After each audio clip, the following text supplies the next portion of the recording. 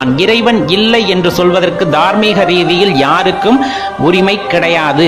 ஏன் உரிமை கிடையாதுன்னு சொல்றோம் அப்படின்னா, நீங்க என்ன முயற்சி பண்ணீங்க இறைவனை காண்பதற்கு அப்படிங்கிற ஒரு விஷயத்தை இந்த இடத்துல தெளிவுபடுத்தணுமா இல்லையா? நம்ம சும்மாவே உட்காந்துக்கிட்டு இருப்போம், அவர் அங்க வந்துட்டு உங்களுக்கு காட்சி தரணும் அப்படிங்கும் போது இதெல்லாம் நடக்கக்கூடிய விஷயம் இல்லை. அதுவும் கலியுகத்தில் நாம் முழுமையாக நம்மை சரணாகதிக்கு ஆட்படுத்திக் கொள்ள வேண்டும். இறைவனின் பாதத்தை சரணடைந்து விட வேண்டும். அப்படி சரணாகதி அடையும் போதுதான் நமக்கான வழிகள் வந்துட்டு தெளிவா தெரிகிறது அப்படிங்கறத தெரிஞ்சுக்குங்க.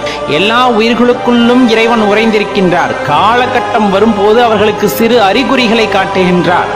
நான் உனக்குள் இருக்கின்றேன் அன்பானவன் அப்படிங்கிற அந்த அறிகுறியை காற்றார். அதை பிடிச்சுக்கிட்டு மேலே எந்திரிச்சு வந்துடுறவங்க வாழ்க்கையில் அந்த தேடுதல சரியான பாதையில குருவோட துணையோட கொண்டு போறாங்க. வாழ்க்கையில இறைவனை அடைந்து விடுவார்கள்.